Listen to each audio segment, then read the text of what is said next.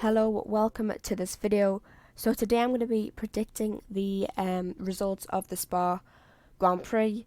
Now it's currently Tuesday and obviously the Grand Prix is on the Sunday. It would probably be better if I did this on the Friday, so I got at least a little indication of what the cars are like after mid-season. But I thought it'd be more interesting if I tried to predict it now because I don't have a clue how the teams have managed to upgrade their cars and what they're planning to do. Obviously, some teams will be hindered or maybe not by the floor changes, the floor regulations. But I'll have to say, but I'm just going to predict. This is going to be just a huge guess, really. But we're just going to do, I feel like, the obvious ones, so somewhat obvious. I'm going to say Verstappen is at least on the podium. I'm saying he's going to win it. Because I feel like in qualifying he probably won't get pole in qualifying. He probably start like top 3 P2 probably. But I'm still gonna say he's taking the win like he did well in lots of races. But say Hungary, obviously he started P10 and he won. Obviously you can say Ferrari just blew the strategy in a sense, but he won. And obviously Hamilton finished P2 from starting P7th. So we'll go Verstappen win. As I was talking about Hamilton, I think, well, I don't think, I'm going to guess he's finishing P2 with, we'll go Leclerc, because obviously Ferrari still have got a very good car, but they just make, look, the drivers themselves and the team, they just make too many mistakes. Okay. Perez, I'm going to go there. I feel like he's going to have a blunder. I feel like at the start of the season, like till really Monaco, obviously when he won, he was really good. He was up there with Verstappen, sometimes challenging him in qualifying, and less likely, but sometimes in the race, even though that wasn't so often. But obviously, as the races have gone on, the car has developed, and these are just rumours, but it's quite possible these happened. The car has been built around Verstappen, obviously, as he's the number one driver, and yeah, basically, Verstappen, he likes a very front-endy car, and he doesn't really care about the back, which is why a lot of drivers struggle against him. But yeah, we're gonna say Paris he's gonna just make a mistake in qualifying.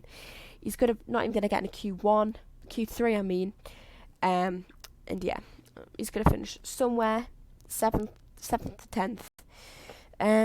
Who else? Russell, I'm going to go one of them. Sainz is one of them. Norris is, I don't know, because McLaren has been really struggling, but I feel like if there's any real driver outside the top 3 teams that are going to do it, it's either probably Alonso or Norris. And I feel like, obviously, McLaren are in a fight with Alpine for points consistently to see who finishes higher in the constructors, probably P4, and who's going to finish P5. But I'm going to say Norris is going to finish, have a surprise shock result by finishing in the top 6, which is an extremely good result considering the top 3 teams should quite consistently finish 1 to 6. Retirements. Who is going to retire? Latifi is just going to crash. He's going to do quite a normal thing and just crash and just have a blunder of a race. Qualifying, he's going to qualify, let's say P16, but in the race he's going to crash out on the opening lap. He's going to get involved with a collision, and that collision is going to be with, well, it's not going to, we're going to say Gasly. Gasly's going to retire. Magnussen going to finish it off. Magnussen's not going to retire. He's just going to take loads of damage and having to pit early and carry that damage with him for the entire race and finish P18 as a result. This is very far, but yeah. Anyway, like usual, I don't know, but he's going to finish somewhere around that region, along with Albon, because obviously the Williams is just the car. Schumacher, yeah, somewhere there. Ricardo, Stroll, Sonoda, Ocon. And then these are going to finish somewhere there. Right, now let's think about this. The podium, I'm going to stick with the podium because I feel like Verstappen's great consistency and him getting great points, great results every single race he has driven in. We'll see him come across the line first.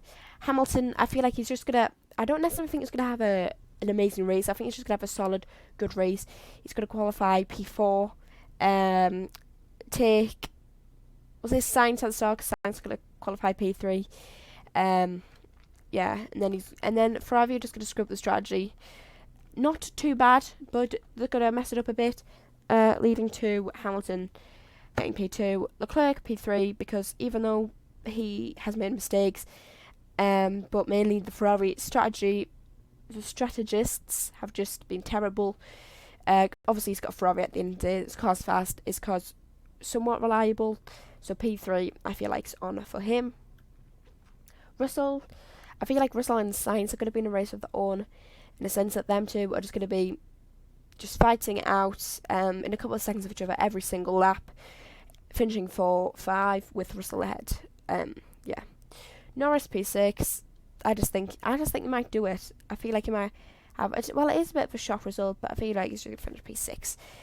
Yeah, and show Daniel Ricciardo what basically. Like, I do like Ricciardo as a driver, but I personally feel like he's a bit overrated, in a sense. So yeah, because obviously last year he struggled, and this year he's struggling. And obviously you can say, well, he was got the most recent win for McLaren. Yes, he did, but at the end of the day, Norris was there with him. Norris wanted past him, and I feel like it was fair enough not allowing him past. But at the end of the day, the two race leaders, the two that were going to be in a chance of winning, both crashed out, and that's fair play for McLaren capitalising off the crash. But I don't think that one good result can make up for his poor performances recently. Stroll's going to finish P12. You're not going to hear much of him. He's just going to finish P12. Snowda P13.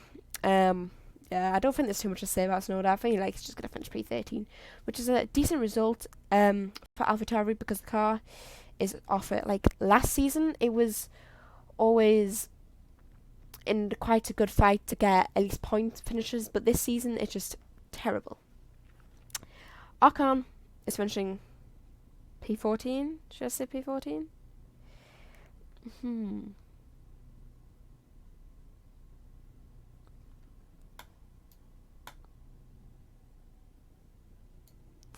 We switch them two around.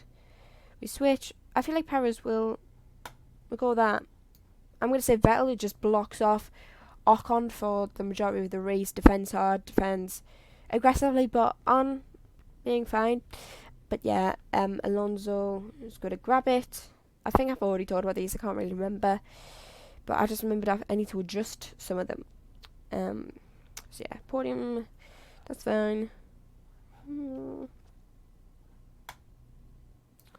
We'll switch them two around because I feel like the Alfa Romeo is a relatively fast car.